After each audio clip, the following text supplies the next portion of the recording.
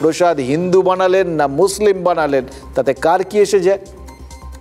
যায় একদলের তো আসে, রাজনীতির এসে যায়।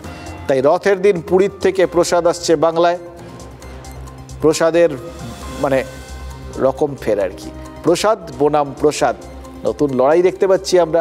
জনসংযোগ হচ্ছে, রাজনীতি হচ্ছে, আর জগন্নাথ দেবের ভাগাভাগিও হয়ে যাচ্ছে।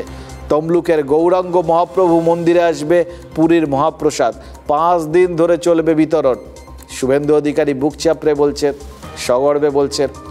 আর তৃণমূল তারাও ওই দীঘার মন্দির থেকে চারপাশে যে জগন্নাথ দেবের প্রসাদ বিলি হচ্ছে সেটার মাহাত্ম্য কত বেশি সেইটা বোঝাবে। আপনি আমরা প্রসাদ নিয়ে কী ভাববো?